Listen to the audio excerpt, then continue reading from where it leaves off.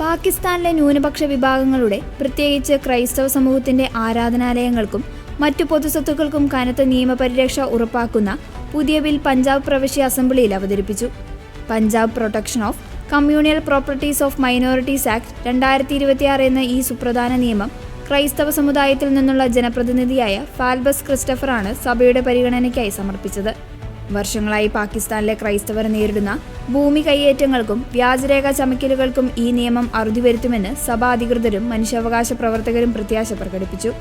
പള്ളികൾക്കും സെമിത്തേരികൾക്കും പുറമെ സഭയുടെ നേതൃത്വത്തിൽ പ്രവർത്തിക്കുന്ന വിദ്യാലയങ്ങൾ, ആശുപത്രികൾ, കമ്മ്യൂണിറ്റി സെന്ററുകൾ എന്നിവയ്ക്കും ഈ നിയമം ശക്തമായ സംരക്ഷണം നൽകുന്നു. സഭയുടെയോ മറ്റു ന്യൂനപക്ഷ സമുദായങ്ങളുടെയോ പൊതുസ്വത്തുക്കൾ വിൽക്കാനോ കൈമാറ്റം ചെയ്യാനോ ഇനി മുതൽ സർക്കാരിന്റെ പ്രത്യേക അനുമതി നിർബന്ധമാണ്. മതിയായ അനുമതിയില്ലാത്ത ഇടപാടുകൾ നിയമവിരുദ്ധമായി കണക്കാക്കും.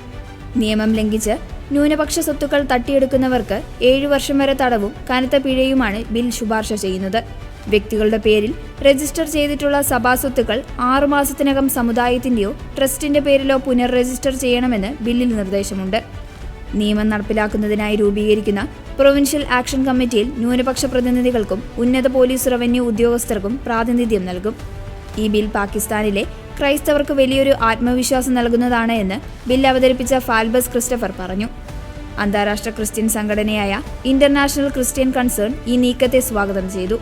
പാകിസ്ഥാനിലെ ഏറ്റവും ജനസംഖ്യയുള്ള പഞ്ചാബ് പ്രവിശ്യയിൽ ഈ നിയമം നടപ്പിലാക്കുന്നത് രാജ്യത്തെ മറ്റ് പ്രവിശ്യകൾക്കും വലിയൊരു മാതൃകയാകുമെന്ന് ICC പ്രസിഡന്റ് ഷോൺ റൈറ്റ് അഭിപ്രായപ്പെട്ടു. പഞ്ചാബ് അസംബ്ലിയുടെ അടുത്ത സെഷനിൽ ബില്ലിന്മേലുള്ള വിപുലമായ ചർച്ചകൾ നടക്കും.